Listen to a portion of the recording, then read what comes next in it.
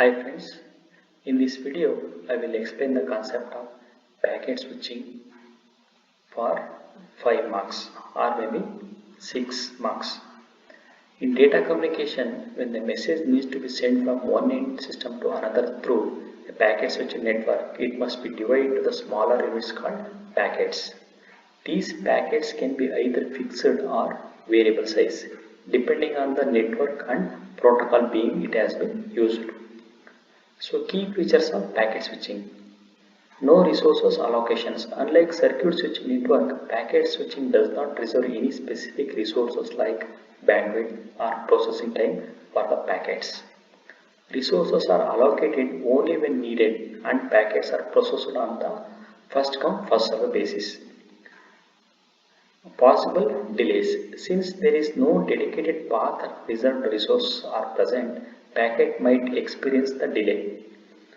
And then types of packet switching network. There are two different types of packet switching networks are present: datacom network and virtual circuit network. In these networks, each packet is treated independently and may take different routes to reach the destination. And then in the virtual circuit network, these network establish a predefined or determined path before any data packet are sent, ensuring all packets follow the same route. Next, let's discuss on the concept of datagram network. In a datagram network, each packet is handled independently. Even if it is part of a larger transmission, the network treats each packet as it stands alone. These individual packets are known as datagrams. Key features of datagram network: packet independence, routing, no fixed path, and connectionless. So we will see how the datagram network will works. So in this diagram, a datagram network with the 4 switches are present. So from A to X, if I want to send a data, within that it will pass on to there are 4 packets.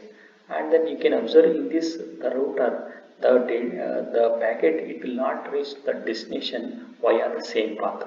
There are different ways are present to reach the destination. So here the packet 1 it has been comes and then it will moves in this direction, and then it will comes and then again it will comes this direction, and then it will moves on to the final destination. So this is the first packet, it has been reached via this path. And then if we take the second packet, so it will come here, enter here, and then it will reach here, and then next it will come to here, and then finally the destination it will reach it. And then similarly the third packet it will reach via this, and then reach onto this router, and then finally it will reach onto the destination.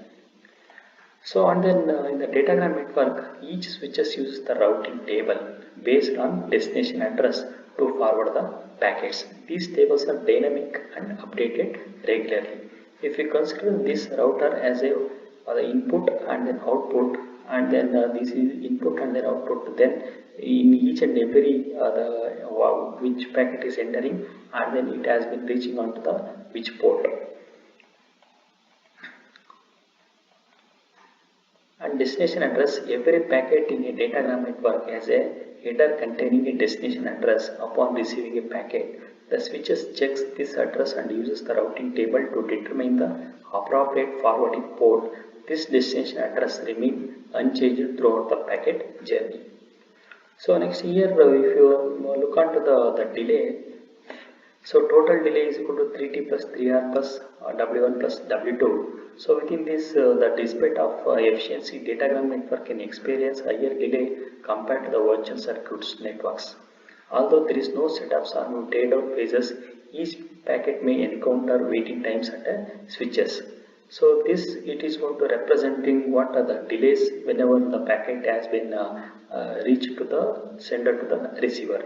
Since packets from the same message may travel through the different routes, delay are not uniform. If you observe this the diagram, we can easily understand that from A to B, what is the waiting time, again this router to this, what is the waiting time, and then finally from the last router to the destination B, so that it can be having the delays. So and then transmission time, the time to send the packet from one point to another. So how much of time is it has been required to send a packet from a one point to the another point. So that is the transmission time. And then propagation delay, the time it will takes for a signal to travel through the medium. So how much of time it will take to reach the destination, that we are not indicating as a propagation delay. And then waiting time, time spent at the router before being forwarded. And the advantages, efficiency, datagram network can be more efficient than the circuit switched networks. Thank you.